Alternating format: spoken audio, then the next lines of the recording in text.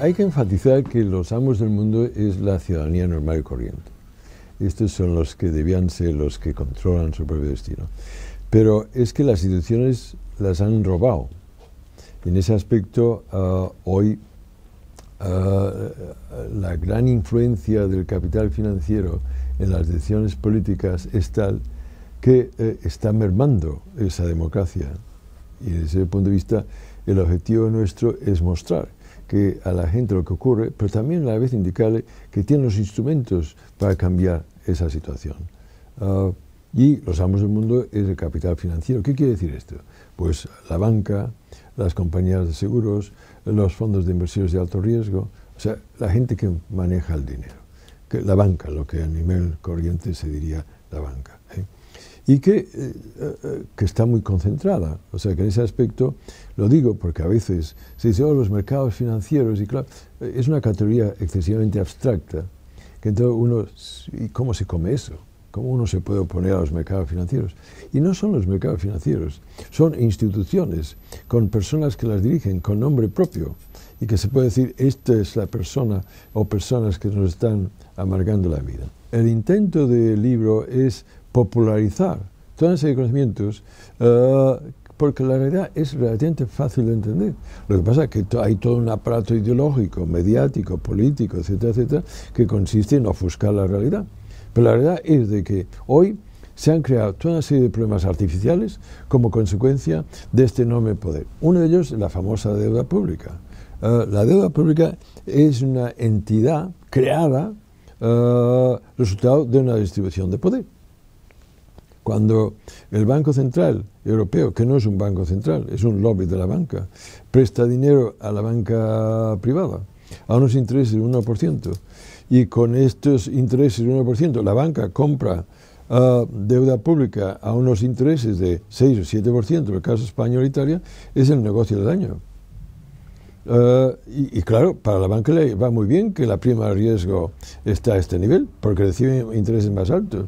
Pero oiga, si en lugar de ese sistema de gobierno del euro que existe, que se ha diseñado precisamente para beneficiar a la banca a costa de los estados, si tuviéramos un Banco Central Europeo, que fuera un Banco Central, y que por lo tanto imprimiera dinero, pero se lo prestaría al Estado, a unos intereses del 1%, ¿usted sabe cuál sería la deuda pública de España?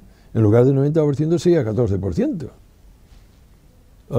Entonces es una deuda artificialmente creada que ha beneficiado a la banca. Al ciudadano normal y corriente no le ha beneficiado nada, antes al contrario, un sacrificio enorme, ahora con unos recortes brutales, y no hay otra manera de definirlo, que está dañando el bienestar de las clases populares a fin de pagarle esa deuda a esos grupos minoritarios, y es ahí donde el libro dice, oiga, aquí movilícense, porque en este momento se nos ha robado nuestra propia democracia, nuestros propios instrumentos, que costó mucho llegar ahí, y se está siendo robados a base de un diseño que se hizo por unas fuerzas muy conservadoras y muy reaccionarias que controlan el gobierno del euro, y entonces estamos en una situación en la que el pueblo español está aquí pagando cuando el pueblo español no fue ni siquiera consultado en esas decisiones.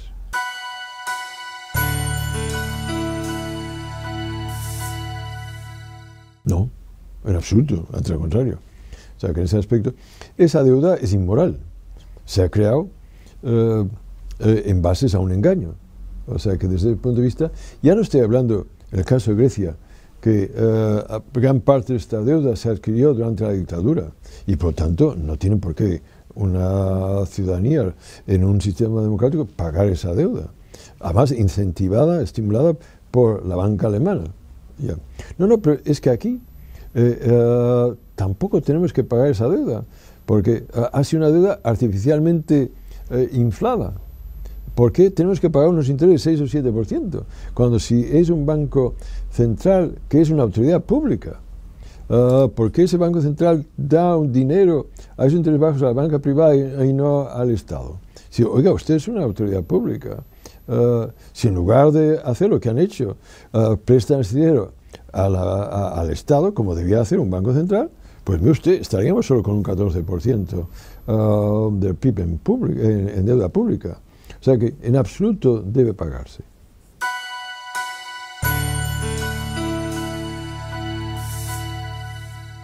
¿Qué hace un banco central digno de su nombre? Muy fácil. Imprime dinero y compra deuda pública de su Estado.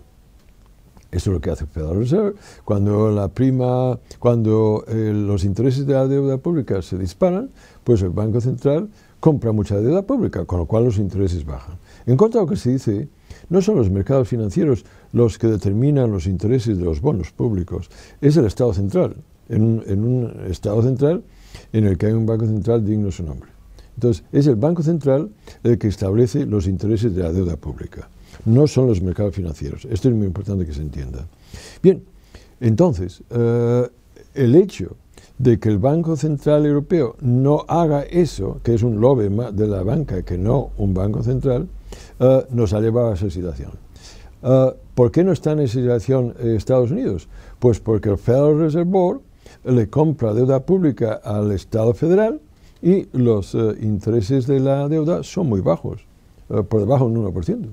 O sea que desde el punto de vista, pero es que lo mismo ocurre en Alemania, perdón, lo mismo ocurre en la Gran Bretaña, lo mismo ocurre en el Japón, y lo mismo, por cierto, ocurría en España cuando teníamos un Banco Central. ¿Me explico? O sea que desde ese punto de vista, un Banco Central Europeo tendría que hacer controlar la inflación, pero también estimular la economía. Y en ese balance es lo que un Banco Central supedita sus políticas monetarias y fiscales. Aquí no, aquí es solo control de la inflación. Y a ese objetivo se supedita todo lo demás. Y claro, crear una situación en la que estamos con un enorme desempleo. El crecimiento, desde que existe el euro, el crecimiento en Europa es más bajo que el crecimiento de Estados Unidos. Y es lógico, porque la política final del mal llamado Banco Central Europeo, que repito, es un lobby de la banca, sobre todo la banca alemana, el objetivo es reducir la inflación. Y tenemos una situación de una bajísima inflación, en realidad el problema de una deflación, y mientras un crecimiento muy bajo con un disparo del desempleo.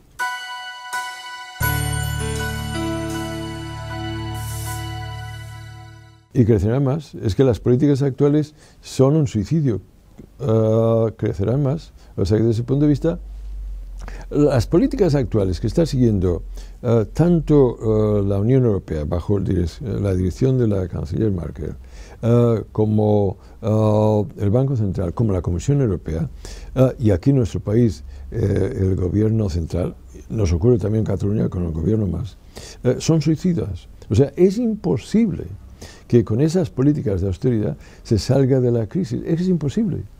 Ahora incluso el Fondo Monetario Internacional ha reconocido hace poco que se va en mal camino. Esto lo ha reconocido el Gabinete de Estudios de Investigación. El Fondo Monetario Internacional todavía insiste en la austeridad. Oiga, sus propios investigadores le dicen que esto es contraproducente. Óiganlos.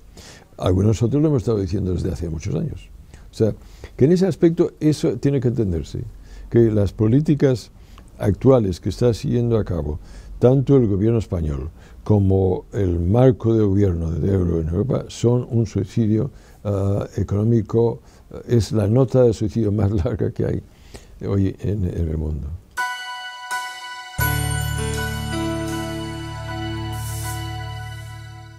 Podría, o sea que vamos a ver.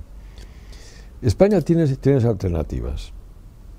Una, seguir lo que está haciendo. Esto es el peor de los escenarios. El peor de los escenarios es este. O sea, no puede condenarse a un país a que el 50% de la juventud esté en el desempleo. Esto no es aceptable. Y irá subiendo más. O sea, yo le garantizo que con esta vía el desempleo todavía subirá más. O sea que eso es inaceptable.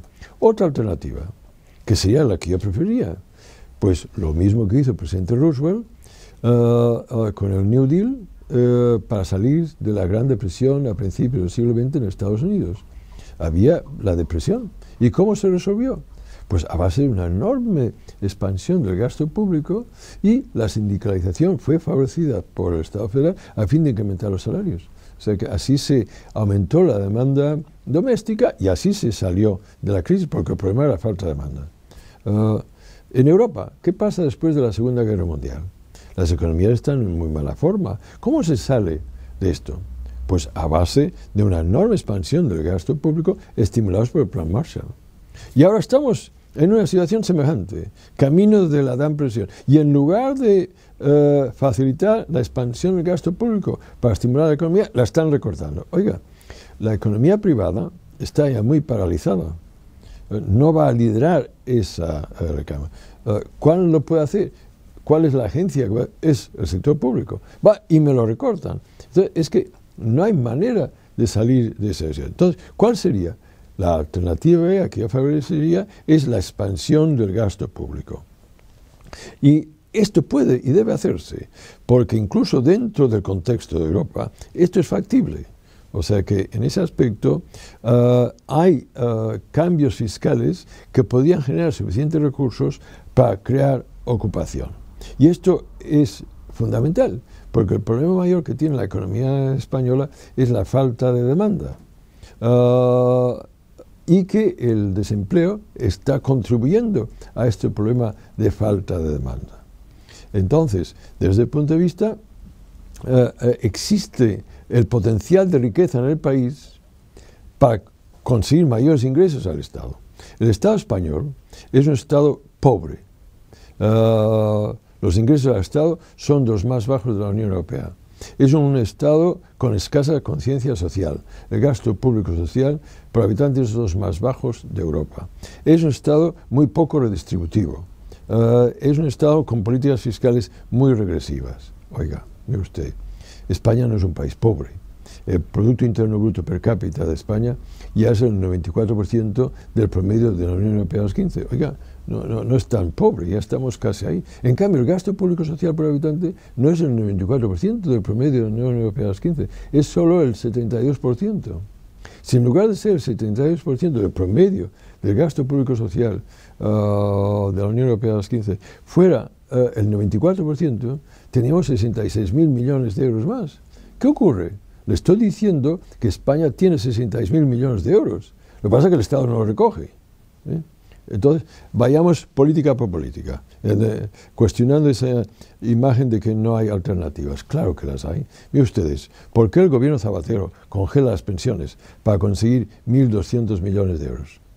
Oiga, si usted revierte la bajada de impuestos de sucesiones que aprobó usted en el año 2006, si revierte de nuevo la rebajada de impuestos de sucesiones, usted podría conseguir 2.500 millones de euros. Y si recupera el impuesto de patrimonio, podría conseguir 2.200 millones de euros. Y si anula la rebajada de impuestos de las personas que ingresan más de 150.000 euros al año, conseguiría usted 2.300 millones de euros. ¿Y usted? ¿Por qué baja las pensiones y no hace esto? ¿O por qué, señor Rajoy, usted recorta 6.000 millones de euros a la sanidad, que se va a cargar la universidad, el sistema sanitario? ¿Y por qué no revierte usted los impuestos a las empresas que facturan más de 150 millones de euros al año y que representan menos del 0.12% de todas las empresas de este país? ¿Por qué usted no revierte la rebajada de impuestos que le hizo y con ello consigo 5.600 millones de euros? Oiga, ¿por qué usted, señor Rajoy, recorta 600 millones de euros para el servicio de dependencia? ¿Y por qué no anula los subsidios a la Iglesia Católica para dar clases de religión católica en las escuelas públicas? 600 millones, ¿me explico? O sea que hay que romper con esa imagen de que no hay alternativas. Claro que está. Yo me paso 48 horas al día mirando presupuestos. Claro que las hay. ¿Por qué hace eso y no lo otro? Pues porque las pensiones afectan a los pensionistas, sanidad afecta a las clases populares, que tienen mucha menos influencia sobre el Estado que no aquellos grupos a los cuales se les tenía que haber aumentado los impuestos. Y estoy incluso hablando de revertir la bajada de impuestos. Porque claro, en la reforma fiscal del 2006 se hizo un enorme agujero fiscal de 20.000 millones de euros debido a aquellas rebajadas. Pues oiga, pues anule esas rebajadas. Solo anulando estas rebajadas, 20.000 millones. ¿Me explico? O sea que el argumento de que no hay alternativas es falso. Y el argumento de que no es sostenible el estado de bienestar, que está por encima de nuestras posibilidades, es una frivolidad. Claro que sí, que tenemos el dinero, lo que pasa es que el Estado no lo recoge, o bien porque representan a estos intereses, o es porque tienen temor a enfrentarse con ellos.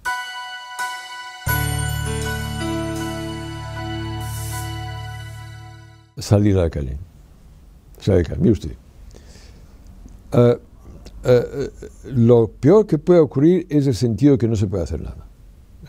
Mire usted. Y hay que recuperar la historia de nuestro país, que es muy olvidada. Franco murió en la cama, pero la dictadura murió en la calle. Del año 1974 a 1978, España tenía el mayor número de agitación social que se ha conocido en Europa, liderada por el movimiento obrero. ¿Me explico? Mire usted, independientemente de que usted esté de acuerdo o no, pero el hecho de que 1,5 millones de catalanes se salió a la calle ha tenido un impacto enorme en España. Oiga, si el día de la huelga general hay 8 millones de españoles en las calles, tiene impacto, le aseguro yo. ¿Me explico? No me negará que el 1,5 millones de catalanes ha tenido un enorme impacto en España. Pues mire, puede tener el mismo impacto si se dobla este número. ¿Lo ve?